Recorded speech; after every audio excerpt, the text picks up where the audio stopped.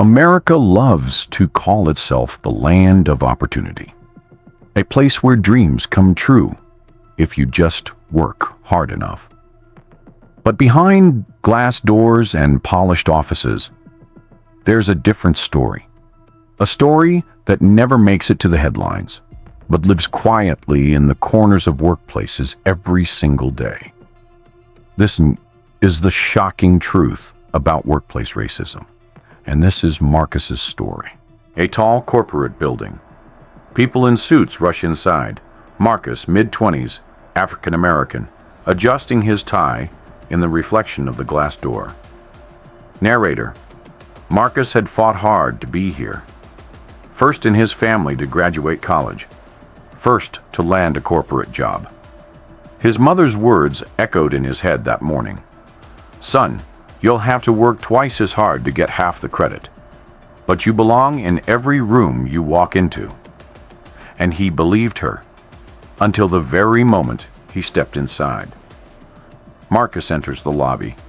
He smiles nervously, clutching his briefcase. The receptionist greets him politely, but her smile fades quickly as she returns to her screen.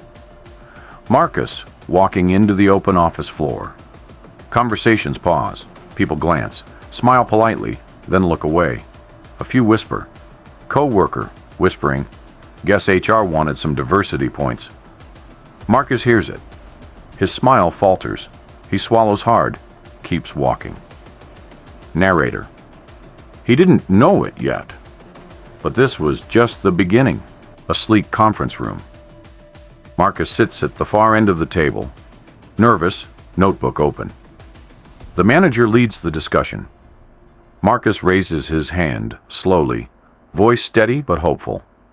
Marcus: what if we design the campaign around real customer stories? People connect with people.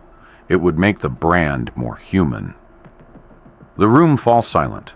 The manager nods vaguely, then moves on.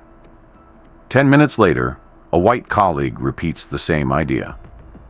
Colleague: maybe we should focus on customer stories. It'll feel more personal. Manager, enthusiastic: brilliant, John. That's exactly the creativity we need. Everyone nods, scribbling notes. Marcus forces a smile, hiding disappointment. Narrator: in that moment, Marcus felt invisible. His words erased, his voice stolen. And the silence hurt more than any insult ever could. Cafeteria buzzing with laughter. Marcus walks in with his tray, scanning tables for a seat. Marcus, smiling politely: hey, mind if I join you guys? Coworker hesitates, then shakes head. These seats are taken. Waiting for someone. Marcus nods politely, walks to an empty corner table. He sits alone, picking at his food, while watching groups laugh together. Narrator: it was small, just a seat at a table. But small cuts, repeated every day, bleed the soul dry. Late at night, office nearly empty. Marcus alone at his desk, typing, papers scattered. A clock ticks loudly. 11:47 p.m. Whenever deadlines came, Marcus was the one asked to stay late. Not asked, expected. If he refused, he'd be labeled lazy. If he agreed, his effort disappeared into someone else's credit. So he kept saying yes, until saying yes started to feel like saying nothing. Empty coffee cups, dark circles under Marcus's eyes, his phone buzzing with texts from friends. You coming tonight? He ignores them. A coworker casually touches Marcus's hair. Coworker, laughing. Wow, it's so different. Can I touch it again? Marcus forces a chuckle, pulls back slightly. Another coworker. So, where are you really from? Marcus confused. Chicago. No, I mean, like, originally? Someone joking. Bet you're great at basketball, huh? Marcus walks into a group conversation. They go silent until he leaves. They were small, harmless jokes. At least that's what they'd say. But to Marcus, they weren't harmless. They were reminders. Reminders that in their eyes, he didn't quite belong. Marcus at home. Dimly lit apartment. He sits on couch, laptop glowing, emails flashing, phone buzzing nonstop. He had done everything right. Studied harder, worked longer, stayed quieter. Still, it was never enough. And for the first time, Marcus wondered, maybe his mother was wrong. Maybe he didn't belong here after all. Marcus types a resignation letter draft. Dear HR, I regret to inform you. His hands shake. He stops, stares at the screen. Phone buzzes, text from mom. Proud of you, son. Keep shining. You got this. Marcus stares at the words, tears forming. But sometimes, when the world tries to break you, the smallest reminder of love is enough to put you back together. Port twice, learned every project inside out, helped others even when they didn't help him. Slowly, the walls started to crack. Sarah, noticing Marcus staying late, softly. You know, you're carrying this team more than anyone gives you credit for. Marcus smiles faintly, the first genuine smile in weeks. Team stressed, struggling with a client pitch. Ideas scattered on whiteboard. Silence hangs heavy. Marcus takes a breath, speaks clearly. What if we start with the client's biggest pain points, then show how our plan solves them in 3 phases?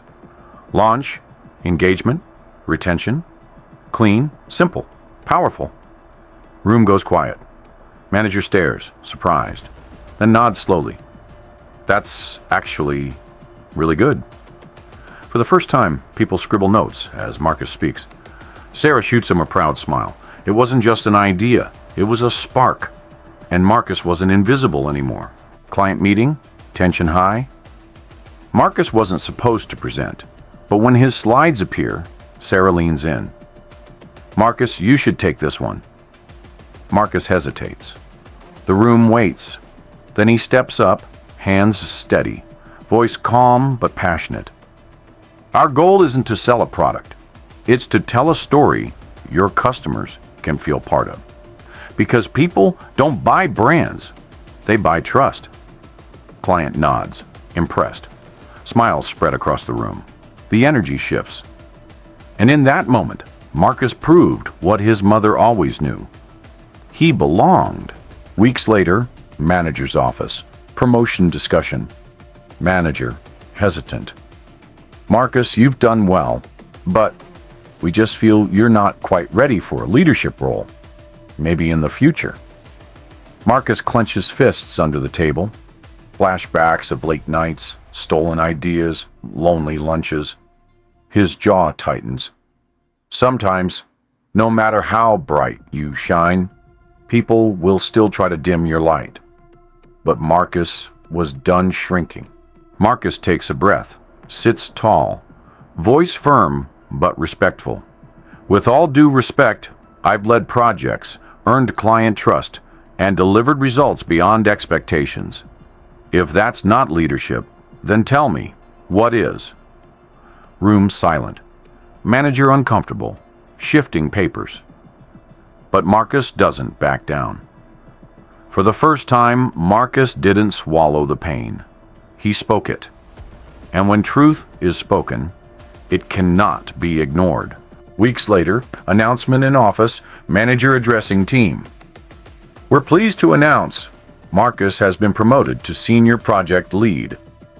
Some clap half-heartedly, others genuinely. Sarah beams with pride. Marcus stands tall, calm but glowing inside.